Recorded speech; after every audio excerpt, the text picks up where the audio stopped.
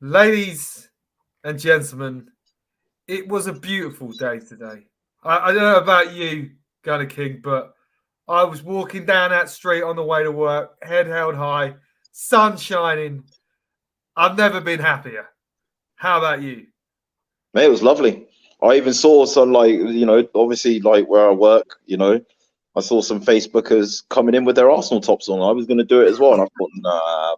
And then I got there, and there was like three people wearing it. And I was just like, yeah, just walked up to them, just like, Uta V, good up, because I'm still new as well. And they were like, oh, you're an Arsenal fan. And I was like, oh yeah, oh yeah. It was a beautiful day. This is the match preview for the Man United game. This is the Armory TV on FTV Sports.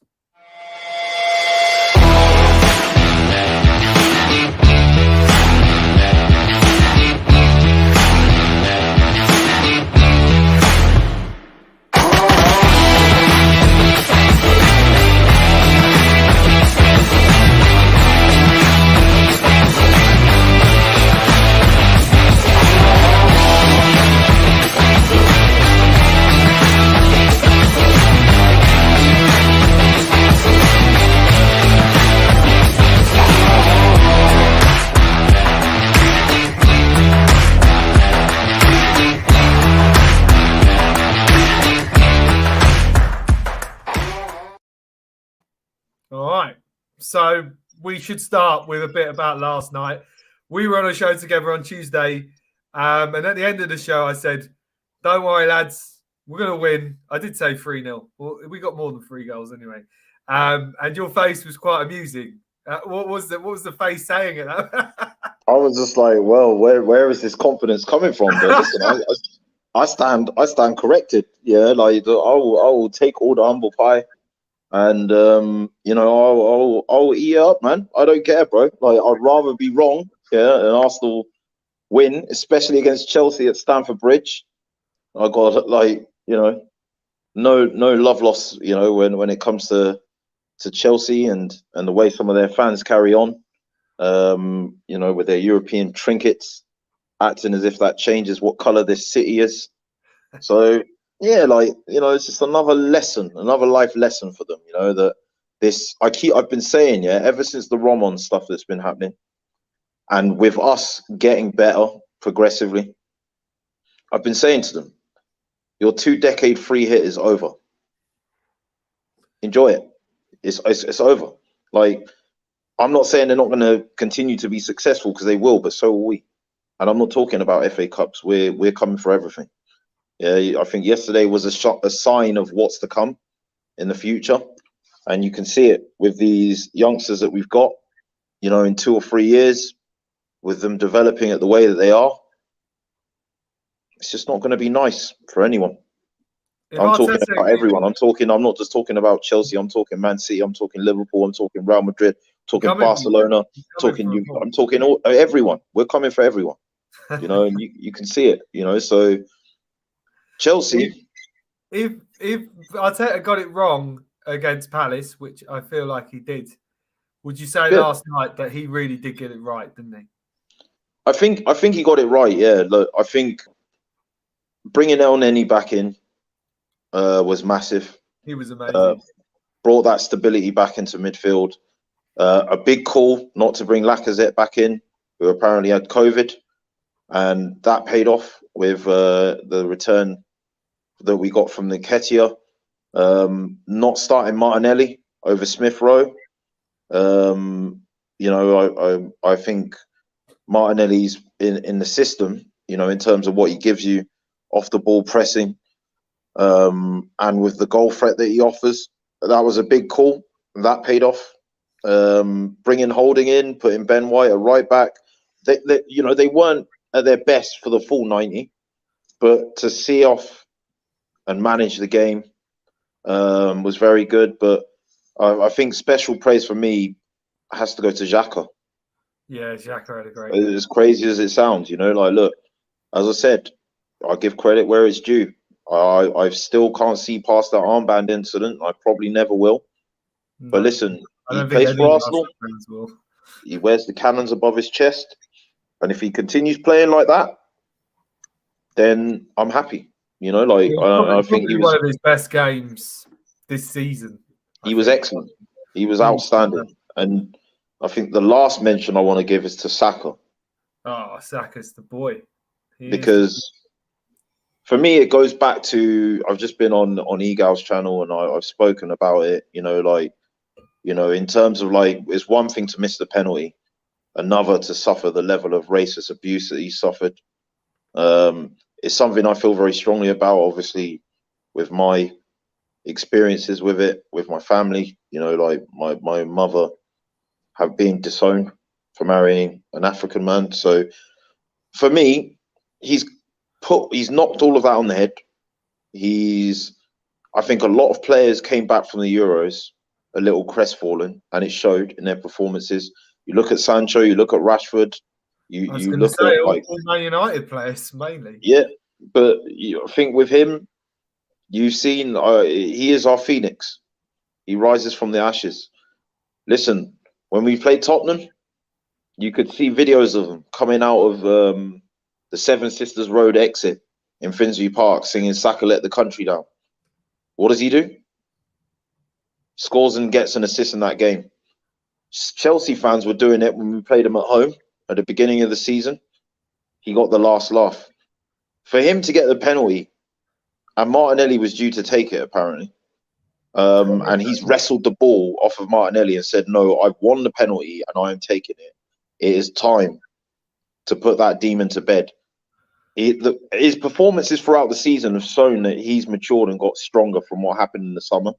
But for it to be a penalty, he's only 20 years old as well. Yeah, against Chelsea, against a Mendy, to step up, you know, and then to just dispatch it, you know, with such aplomb, to see him celebrate, to see what it meant. He's establishing himself as a leader in his team.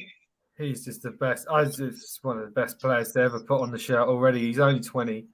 And I just, you know, he stays with us and he continues to do so. Did one last thing on the Chelsea game? Tuchel's comments I found quite amusing. He blamed it on the pitch. Did you think of that?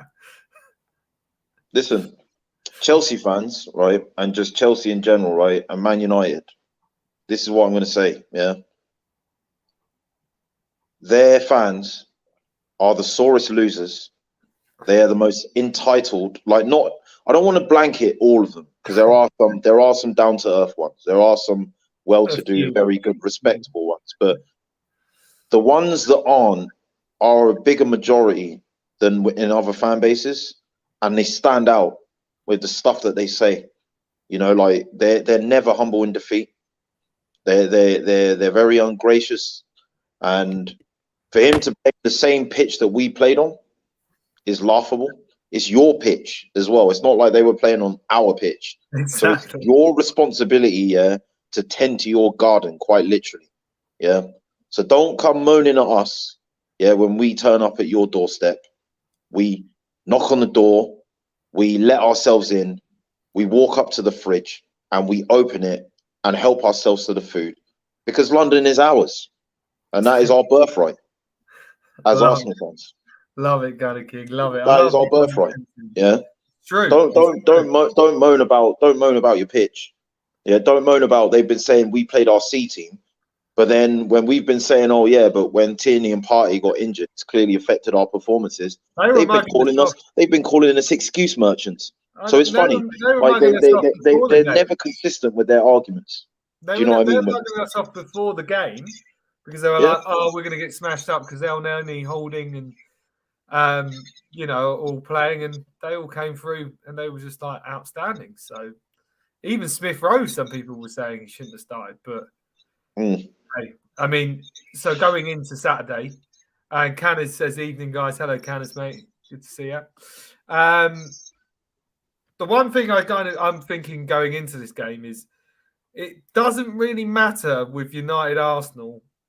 We tend to make it harder for ourselves, maybe not so much at home. But I mean, if you look back to the game in December where we were on a good run of form, they were looking terrible. They didn't even have a manager in at the time. And we were unlucky in some respects, but we kind of gave them the game. Do you see that happening on Saturday? What I will say is we've both been in poor form, but overall, I think we've been in better form this season. We've been able to string together wins more consistently after defeats. We've bounced back from defeats quicker for the most part.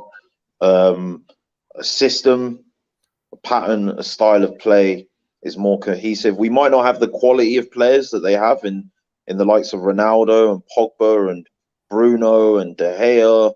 You know, like we might not have man for man like that level of quality, but they're a team of individuals. You know, they're not playing together as a team. There are gaps in their midfield that we can exploit. We've got players in Saka, Martinelli, Smith Rowe, Odegaard, Lacazette, Nketiah that can punish them. I'm confident that we can overcome United, especially at home. We should And be very we confident. we should absolutely. You know, but I don't want to be overconfident because it is Man United. That's what I'm thinking. You have to respect the quality that they do have. Like Ronaldo has a very good record against us. He loves to go against us. Yeah, he does. You know, like you know, Bruno. You know, he scored last time. You know, even Fred put in a performance against us, I thought. And I think what we need to do is we need to take control of the game, like very quickly. We need to assert dominance over them, and we need to get a goal in the first 20 minutes. We need to kill their spirit very quickly. I think the longer they can go, they can play the game without us scoring, because of what has been said about our wastefulness in front of goal. I think the more they'll grow in confidence, and they can be dangerous on the counter. I think we got to just be very clever. Obviously, we've got to commit men forward, take risks, but not leave ourselves open. Because they have got players that can punish us. But let me tell you this: if we win this game, we're in a fantastic position. 2 of the 3 of the hardest games that we were meant to be playing were meant to be Chelsea and United. It would almost make up for the 3 games that we were expected to win, because most people were probably writing off these 2 games.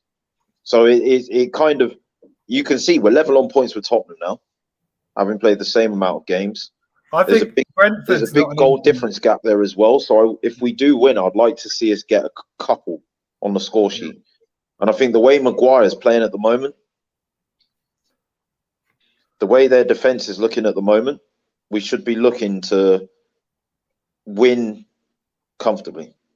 I think Brentford might be a tough game for Tottenham as well, because they're doing pretty well at the moment. Cannon says atmosphere on Saturday needs to be electric, need to get behind the players for this game. I definitely think it is, especially after the result on Thursday. And me being a season ticket holder myself, I have seen a different fan base this season, and everyone's 100%. So positive. And I know that even though it's an early kickoff, everyone will be behind the team. So I think that Chelsea win is just it's just given us that extra boost for Saturday.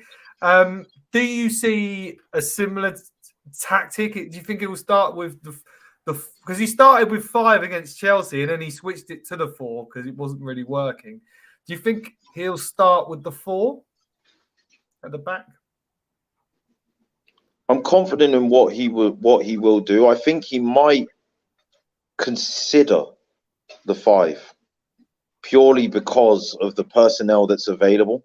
I think Tavares, isn't it? It's like a hybrid 5 because Saka was dropping in, but then in attack he was going. Well, yeah, it's literally what I proposed a few weeks ago. In fact, it's what I proposed after we lost to Palace. You know, like I think keep him on that right hand side, but he's not. It's not like he's a wing back.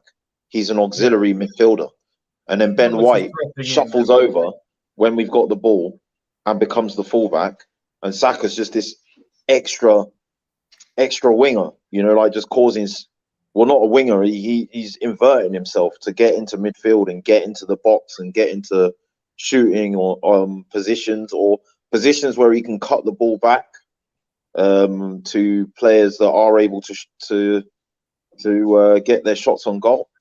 And we saw that yesterday in the build up to Smith Rowe's goal. The ball went from him to Odegaard, from Odegaard to Smith Rowe, and Smith Rowe obviously put the ball in. I think he did get an assist yesterday as well, didn't he, Saka? Saka, I think it was Tavares got the 2. Well, it was kind of a pre-assist for the first goal. Yeah. Second goal was Tavares again. And for everyone who's been mugging off Tavares, his last 2 games have been a lot better than what we saw. So listen, players need a run of games. They need a run of games, especially when they're young, especially when they've been out of the team. Deputising for one of our most important players as well, in Kieran Tierney, who's a big miss. We put him in that Palace game cold, off of an international break at short notice, because it was very late that it was discovered that Tierney wouldn't be fit enough to play, and I just think he got hung out to dry. And look, you can look back on the channel for the shows that I made after that. You know, I said he should keep his place. I'm glad now that you're seeing the fruits of it. We're going to need him.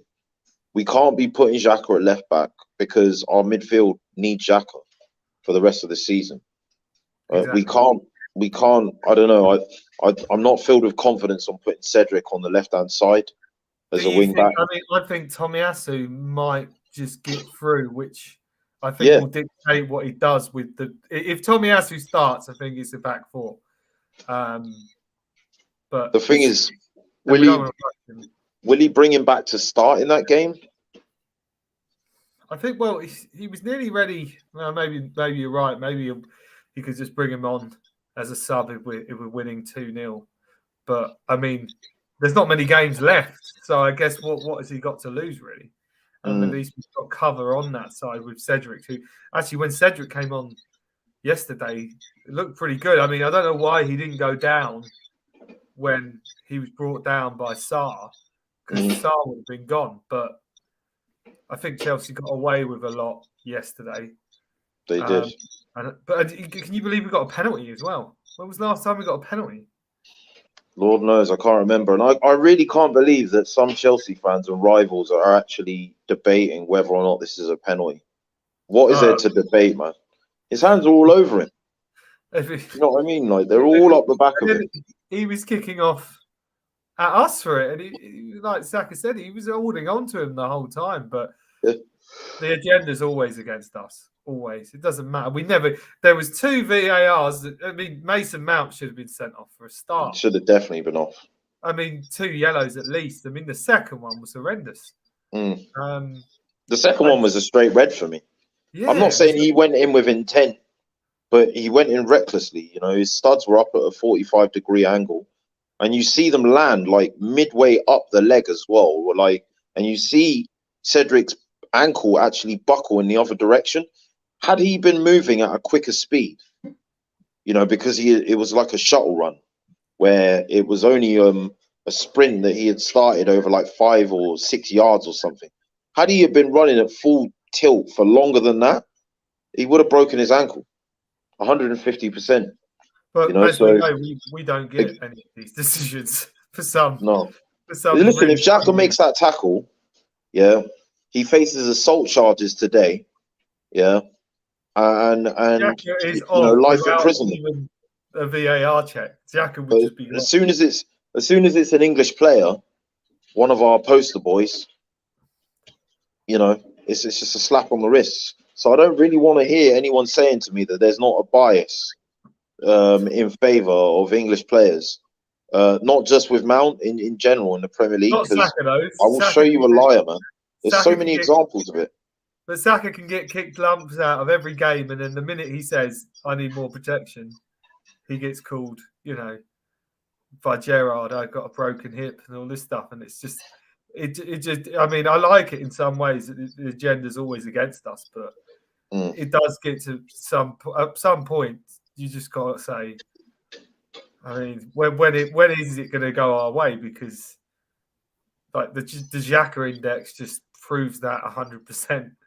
Hopefully, something like that won't happen on Saturday.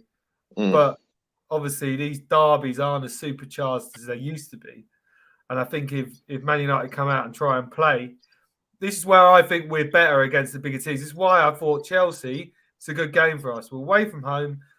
They have to come out. They have to play. The last 3 games we played, other than maybe Palace, who just played terrifically well, we were poor on the day. Teams were sitting back, not a lot of room, and we still made a lot of chances if you look at our XG. So I think if Man United come out and play, like you said, I think you can see us getting a few goals early and then it could quieten it down. But I guess it's all down to that first goal. As we talked on the last show, it's like if we concede first, we do find it tough at times. Who do you think the player you're most worried about for Man United then on Saturday? The 2 would be Ronaldo and Bruno, for sure. And I think Sancho as well could be a threat. If he's on the left-hand side, with facing up against either Ben White, who isn't a natural right back, or a Tomiyasu that's only returning to fitness, or a Saka if he goes with the same formation as last time.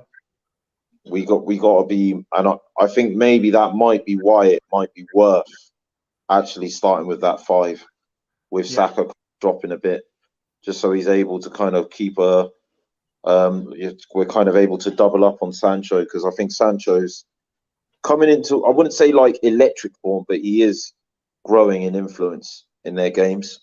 He has been Sancho. Since the turn of the year. Yeah, he has been growing. Do you think Sancho's better than Saka? Overall, yeah. This season, no. Saka's still got a bit more to prove in terms of. Yeah, absolutely. He's definitely turned the tide in his favour this season. But obviously, I can't ignore what Sancho's done with Dortmund, and on the Champions League stage, because he did do wonders with Dortmund in both. Helped them to a German Cup as well. Scored in the final. He's a good player, man. He's a good player. He's good. I mean, I love him because he's English, and I loved him in the Euros as well. He was great. Yeah. And I think we should be worried about him. Well, on a player that's been linked with us, and who, you know what, I think maybe Arteta could do something with. But what do you think has happened to Rashford this season? He's one of those players who I know we mentioned coming back from the Euros, who really has not hit the potential that he was kind of going for maybe 2 seasons ago. I feel sorry for Rashford, if I'm being honest. The last 2 seasons he's been playing through an injury that needed surgery. For the sake of going to the Euros, he delayed the surgery. I think towards the tail end of Man United's last season, or the whole of last season, he was poor, but I don't really think that was something you could attribute to individual players like Rashford being bad players. I just think Ollie managed them into the ground, just with this system where he's just happy to let other teams have possession, soak up pressure and spring counter traps. Like, that's not United. That's not who they are. That's not what they're about. That's not how Rashford wants to play, People say, oh, yeah, he doesn't come back and do a defensive shift. He's an attacking player, for goodness sake. You should have players in midfield and competent defenders and fullbacks that are able to kind of give a platform for someone like Rashford to be able to do their best work. And I just think he's been a victim of these things not being at United. I think the disappointment of the Europa League final was then followed up with the disappointment of the Euros final, which was then followed up with the absolutely disgusting racist abuse that he suffered. And I think, as well as physically with the injury, mentally, we forget he's still 24, 23, 24. For someone that, he's still a youngster. And He's you still a look young at man, you know, like someone to go through all of that. Yeah, in 2 years, The man's a manager's legend. gone. You know, Man's like a legend. I love him as a player. just, What do you think? I think he's had a rough time. I just think he needs to get to the end of the season. They just need to just chalk a line under this season. Ten Hag, the sort of systems that Ten Hag plays are systems that benefit wide players because they stretch the pitch and they are, like, in some respects freed from that defensive responsibility so that they can stay high up, so that when they do spring counters, there's minimal work that they have to do beyond just getting behind defenders and getting in on goal. So I think Ten Hag might be able to do a little something with him. You know, it wouldn't surprise me. What would you say then if Arsenal? I mean, I don't think we will, but if Arsenal signed Rashford in the summer, would you be happy with that? Yeah and no. I think yes is in a sense of, look, I think he could fit in quite well with the crop of with the likes of Smith Rowe and Saka, and I think they might look up to him a bit just because of what he's experienced, you know, both on and off the field as a professional. And I actually think Arteta and the way that we play, with a lot more ball to feet, a lot more possession, trying to play those balls in behind. Someone like Odegaard putting balls on a plate for him, with him making those incisive runs behind defenders, in between fullback and centre back, you know, on the other side of fullbacks on the left-hand side to get behind them. There's some potential scope there for it to be damaging. I mean, he would need to regain his confidence in front of goal because it's shot to bits, you know. But if he could do that, maybe it could work. But for me, I think where we are with United at the moment, we're a bit ahead in what we're trying to do in terms of rebuild. We don't need to be buying their players, because buying their players is putting money in their coffers so that they can go out and do what? And look, he's going to be an English player going from one English club to another, but not only that, two bitter rivals. There's going to be a massive element of tax there. Yeah, they'll probably still expect something stupid like 50 or 60 million. Like, what's the point? I reckon maybe more. Yeah, you know, just because it's us, and just because he's English. Yeah, so it's crazy. There's better business to be done out there, but he's not. Yeah, I mean, not the bad player that people think he is. That's what people need to understand. Great. I think if we sign him, we could make him great again. But I don't think we will sign him. I remember seeing it, and obviously we're playing United. I don't know if he'll start or not. Let's talk Odegaard. I mean, when that stat popped up on the game last night, he's had more assists since November than Kevin De Bruyne. Or more goals. Created more chances, yeah. Yeah, more goal. Yeah, goal involvements and goal chances. I mean, and I think he's played really well this season in spurts, but he has had games where he hasn't played that well. So realistically, I mean, the amount of money we pay for him, and he's only going to get better. He is having a great season. Yeah, I mean, look, we all wanted Maddison, and I think they're completely different types of players. I think maybe Maddison definitely offers more of a goal threat, a direct goal threat, set pieces, from open play with both his feet. Maddison will probably get you more goals, but where Odegaard absolutely is clear, and it's the mold of player he is volume creation. This guy is a volume creator, you know. Like, what I'm talking about there is not necessarily someone who's always getting the assist. Sometimes it's the assist of the assist, or if you look at most of our goals, he's involved somewhere in the build-up of play. Yeah, and what he's looking to do is just get the ball, look up, who can I find who's forward? As soon as he gets the ball, Saka and Smith Rowe and Martinelli, these guys are on their bike. You know, like, they're like looking to make runs because they know he's got the ability to thread passes, you know, through the needle on the ground. over 5 yards, 10, 20 yards. He can switch the play. They know that he can clip balls into the box over the top with little intricate little dinks as well, which he's very good at. If you try and get close to him as well, he can dribble. He's very press resistant, very comfortable on the ball. And his own goal threat is actually increasing. You know, he is growing in confidence. He's taking on shots more. I think one critique I had of him is sometimes, and this was even before he came to Arsenal, you know, when I watched him on loan at Sociedad and playing for Madrid and in Holland as well, sometimes when he could have got his head down and shot, it was almost like he was too gracious. Like he was always looking to find the striker or people that he perceived were better finishers or strikers of the ball than him. For me, like if you can pass the ball, you can shoot. It's the same thing. You were trying to direct the ball into the direction that it needs to go to with accuracy, sometimes with pace, different shot techniques. You know, if you look at Smith Rowe's goal last night, it was the same thing. Like a pass. He put, you know, just opening up the shoulder and beautiful. You know, sort of using the instep of his foot to pass it into the bottom of the net.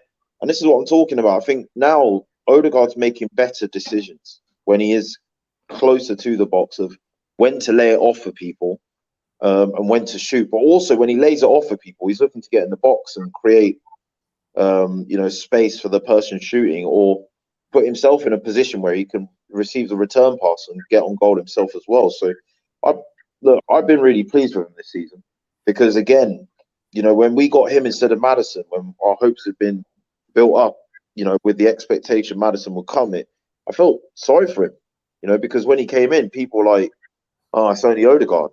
I've never doubted his quality, you know, like, and yeah, I wanted Maddison more because I wanted goals from midfield, but it turns out we got them. And it's no coincidence that him being in the team has seen Saka and Smith Rowe and these guys get the return that they've been getting because it's him they've been feeding off. That's it. And you could see that it took a bit of time for them all to learn each other's games.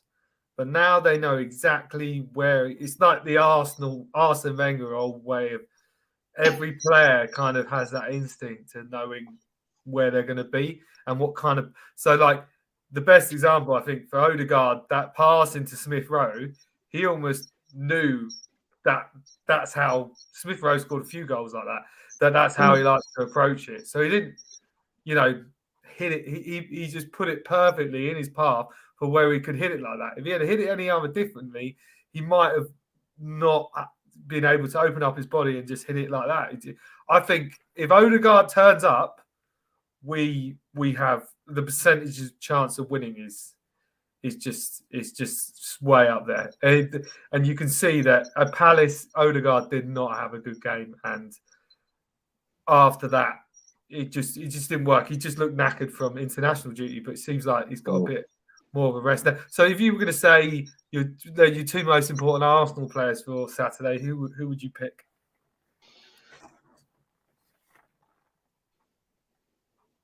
I think Xhaka is going to be one. We're going to need another performance like that from him in midfield.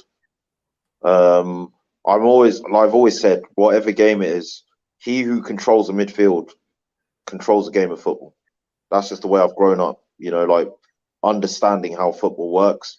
When I play, when I watch football, watching Arsene Wenger, watching Guardiola, watching, you know, Van Gaal, watching Cruyff, all these guys, you know, like growing up, managing teams, you look at the midfielders they have, and I think if Xhaka can impose himself on that midfield with El Neni or Sambi, whoever it is, with Odegaard, then yeah, that's going to help us tremendously. And I think the other player I'm going to pick is Odegaard, you know, because as I was saying, you know, like the volume creation and his ability to dictate the tempo of the game with his passing.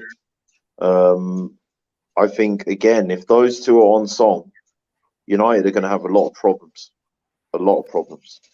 Do you think United are going to come? Like, what do you think their mentality is going to be like? Because obviously they've just been smashed 4-0 by Liverpool, and I mean, the stats were horrendous, but I mean, they were at Anfield, fair enough.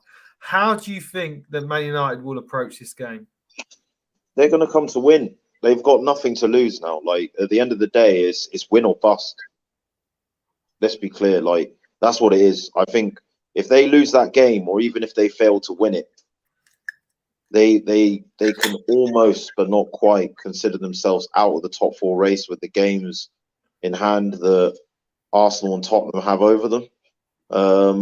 And look, that's massive for that club. It'll be the first time in 3 years they've got no Champions League football off the back of a season where it's the 5th year they've not had a trophy, which is the longest trophy drought that they have had in 4 decades. The first time in 16 years Cristiano Ronaldo has not ended a season winning a trophy. So he was a Man United player the last time. Yeah, he was 16 years. 16 years. Yeah, so it must be painful being that good. For them to not get Champions League football, at the very least, with Ten Hag coming in to rebuild, that puts them on the backward step. Do you know what I mean? Like if Ten Hag's coming in, he's not as proven as your Contes, your Allegris, or your Peps, or your Klopps, or your Tuchels. So yes, United are a massive club and they do have pull based on who they are as a club. But if they don't get Champions League football and they're bringing in Ten Hag, who is somewhat of he is an unknown entity in English football as a manager, players aren't going to, let's not get it twisted. Like they'll be living off their name alone, but it's not going to be enough. This is what I'm telling them. Like it's not going to be enough to go out and, like, if they were trying to get Ronaldo this season, if they didn't get Champions League football, it wouldn't have happened. Or even Sancho. Or even definitely not Varane. Those kinds of players aren't coming if they don't get Champions League football. And for Ten Hag, that makes his job harder. So the players should know this, and they should turn up ready to try and win this game. Because if the players turn up and don't, I'm not even a United fan, but they deserve everything they get. You know, like they've been terrible all season. You know, it would be a kick in the teeth, though, as if we've already lost them once this season. We just but against Chelsea, and the last time they beat us at the Emirates, Man United would be tragic, really. The last time they beat us at the Emirates was a very long time ago, though. It was like when Jesse Lingard did that. I was there, mate. I was in the cup game, yeah. What was that? 2017. Yeah, it doesn't feel like that long ago, but they there's been a few draws. There's been a few. There's been draws, but if you let's be honest, a draw would be something that we would look on more favourably than they would. You know, like obviously I'd want to win, but it'd be a lot worse for them than it would be for us. But in my opinion, we have to win this one because on the form that Man United are on, they are there for the taking. It would be a really, really. We have to win. We're at home.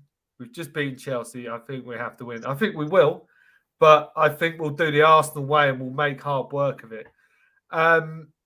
If you could pick one Man United player to have at Arsenal who's playing at Man United at the moment, who would you pick?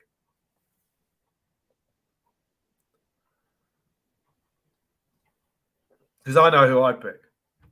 I would take. Pogba.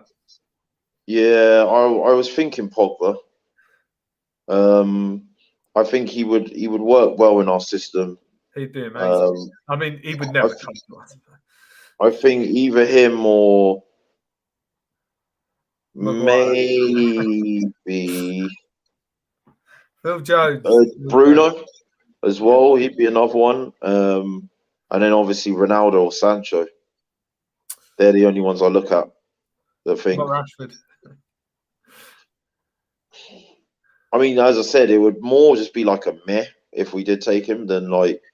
If I had a choice, I would take any one of those 4 first. Yeah. Probably in that order as well. Because that's the thing. They've still got great players. Probably better players than we have. In terms of maybe attacking But player. they're all pieces of a different jigsaw. Yeah. That's what's let them down all season. I mean, Varane, I mean, how many games has that man played this season? He's been so injury prone, doesn't he? I mean, Real He was Madrid injury prone before he came as well, so they must have been laughing when they signed him, right? Because they must have known he was injury prone. Cool. All right. So we're going to do two more things. First of all, I want you to name me the Arsenal side that's going to start, and then the same one. I think the same one. Exactly the same.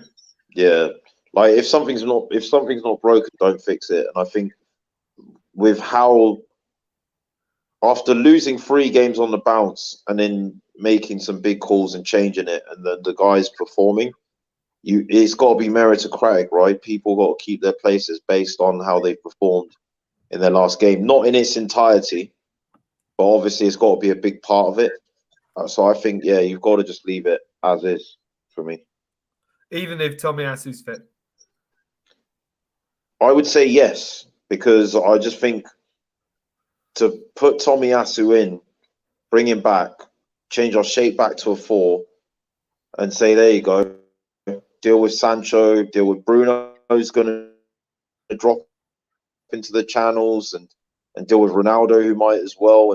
And when you're not match fit. I mean, you might be fit, but we know what match fitness is, right? Like when you've been out for that long and you've not played a full 90 minutes, yeah, theoretically your injury is healed, but you don't have that match fitness. You don't have that sharpness. And for me, I just think, had we been playing a lesser side, you can take that risk, but when even though United aren't playing well, you're facing players of that quality. You need players that have that match fitness, that have that sharpness, and also you don't want to put him at risk of injury breakdown, because that's how we got here. We brought him back too quickly in the first place. So I'd rather see him blooded into games slowly, like brought on as a sub for the next 2 matches and kept for the North London derby, because let's not make no mistake about it. Son is by far the greatest threat that our left-hand side is going to face in our remaining games. Very true. Very true. We need Tommy. If there's one game that we're going to need Tomiyasu for, because he was excellent against Son when we played him at the Emirates. Mm-hmm. We need Tomiyasu for that game, because we haven't won away for a long time at Spurs, and I think that could be the real difference between getting top 4 and not. So I think we need to look at the bigger picture a bit and be like, we're better off keeping things as is, giving him a bit more time to rest, slowly breaking him into games so that he's ready to start against Tottenham. Right, I have to agree with that. I think, though, because we're at home, I would switch back to the back 4 rather than the kind of back 4, back 5 hybrid. I'd put Cedric in at right back and keep Tavares at left back. I think I'd take Elneny out and I'd put Tavares in, but Elneny did have a good game, so I'd probably keep him there with Xhaka, and then I might start Martinelli instead of Smith Rowe, but then Smith Rowe has scored a goal. And I mean, Eddie has to start because Eddie had such a good game, and big up to Eddie for the performance he put in against Chelsea. There's just a different kind of player than we've had with Lacazette. So I think he will change it just because we're at home. But I do agree with what you were saying. Don't change the winning formula. But it'd be interesting to see what he does. So a few more comments. Gamza says, yes, my brothers. Hello, mate. You doing good? Thanks for the comment. And Brendan Winter, good evening, guys. Well, thank you. Good evening to you guys too. So I guess we could just wrap it up. Gunner King, what's the score going to be, mate? What do you think? What do you think? I don't want to. we've been better when I've not done these predictions, man. Like I did a prediction, I think, for the Forest game, yeah, and then like I think it's going to be a tough game, you know. It is. I mean, like I know people are saying it's going to be easy because United are playing poor, but listen, they're going to raise it. This is the age-old. This is the age-old enemy, man. We're talking about how the hell can Jamie Carragher come out the other day and say Liverpool and City have got the greatest right? Mate, be quiet, man. Like we all know what it is. Like Arsenal and United, the greatest Premier League rivalry ever seen. And listen, if the first fixture I look for after Tottenham home and away is United home and away, and if you're not up for this game, you're playing for the wrong team. Whether you play for Arsenal, whether you play for United, yeah. So they're going to be up for it. They're going to be up for it, you know. So it's going to be tough, man. But I think I think we are favourites, and I think we should be. And if we win that game, one, it'll be a massive statement, and two, a Mondi from Man United agenda